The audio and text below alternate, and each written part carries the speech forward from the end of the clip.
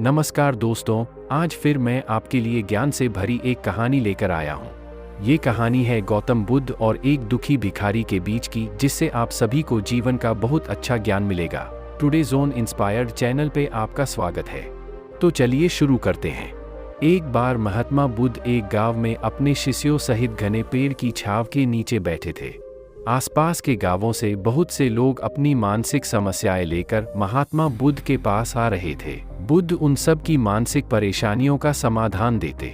सब लोग खुशी खुशी अपनी समस्याओं का समाधान पाकर वहां से लौट रहे थे। वहीं से कुछ दूर बैठा लोगों को बुद्ध के पास जाते देख एक दुखी भिखारी अपने भाग्य को कोसता हुआ यही सोचने लगा कि अभी कुछ देर पहले तो ये लोग दुखी मन से मुंह लटकाए उन महात्मा के पास गए थे, और अब इतना खुश होकर कैसे वापस लौट रहे हैं। आखिर माजरा क्या है, जरा मैं भी जाकर देखूं कि वो महात्मा ऐसा कौन सा खजाना बांट रहा है इन लोगों को। वे इतने प्रसन्न हुए कि उनके चेहरे लाल हो गए। जब वो दुखी भिखारी कुछ नजदीक गया तो उसने देखा कि ये महात्मा तो लोगों को प्रवचन देकर लोगों के दुख का निवारण कर रहे हैं। यह देखकर भिखारी के मन में भी तीव्र इच्छा हुई कि क्यों न मैं भी इन महात्मा को अपना दुख बताऊं, मुझे भी अपने दुख का समाधान अवश्य मिलेगा। बस फिर क्या था। समाधान पाने की लालसा लिए भिखारी महात्मा बुद्ध के सामने पहुंचा और हाथ जोड़कर प्रणाम करते हुए बोला, हे महात्मा बुद्ध, मैं भी लोगों की मदद करना चाहता हूं। मुझे लोगों की मदद करने की बहुत इच्छा है, लेकिन मैं कैसे मदद कर सकता हूं। मैं बहुत गरीब हूं। मेरे पास न तो पैसे हैं और न ही कोई ऐसी चीज जिससे मैं किसी की मदद कर सकूं। मैं कोशिश करने पर भी किसी की मदद नहीं कर सकता।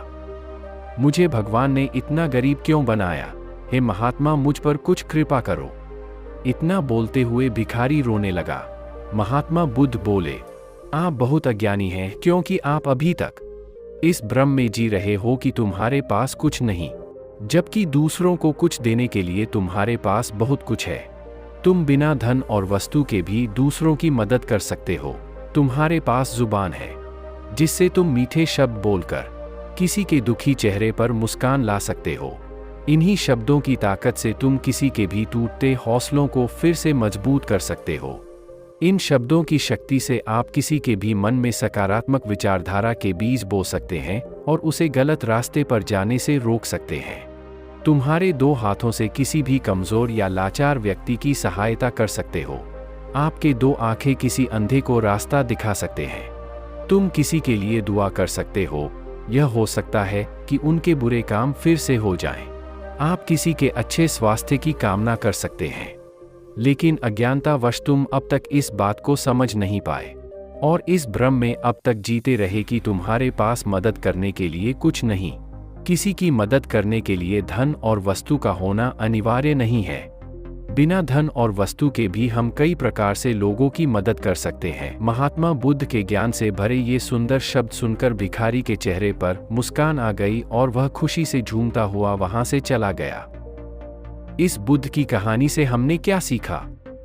दोस्तों, महात्मा बुद्ध की इन बातों से बहुत कुछ सीखा गया। आजकल बहुत से लोग यह सोचकर दुखी होते हैं कि मेरे पास ये नहीं है, बल्कि जो आपके पास है उसी में संतुष्ट रहना सीखें और बिना मतलब के लोगों की मदद करें। इन्हीं से आपको परम सुख की प्राप्ति होगी। तो दोस्तों, यह बुद्ध की कहानी आपको कैसी लगी जरूर बताना।